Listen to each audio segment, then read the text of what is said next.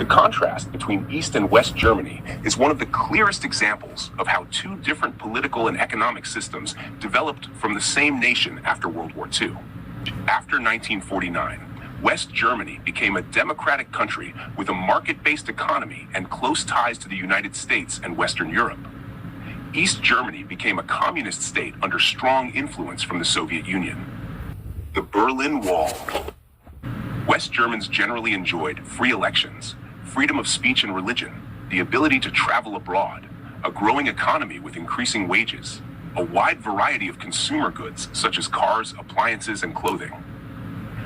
East Germans experienced one-party communist rule, government ownership of much of the economy, restrictions on free speech and political opposition, tight limits on travel to Western countries, shortages of many consumer goods.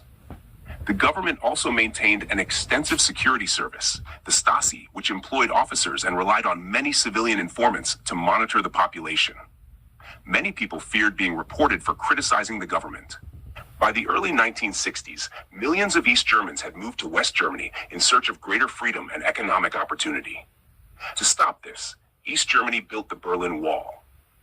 The wall divided families and neighborhoods, was heavily guarded with fences, watchtowers, and patrols, prevented most East Germans from leaving legally. Some people escaped successfully through tunnels, hidden compartments in vehicles, balloons, or by swimming rivers. Others were captured, imprisoned, or killed while attempting to cross. The fall of the wall. In 1989, growing public protests, political changes across Eastern Europe, and pressure on the East German government led to the opening of the Berlin Wall. Crowds gathered at the crossings, and people from East and West embraced, celebrated, and began breaking apart the wall with hammers and chisels. The fall of the wall became one of the defining moments of the end of the Cold War. In 1990, Germany officially reunified into a single country. After reunification brought freedom of movement and democracy to the former East Germany, but it also created challenges.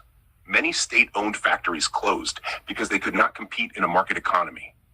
Unemployment rose in many eastern regions.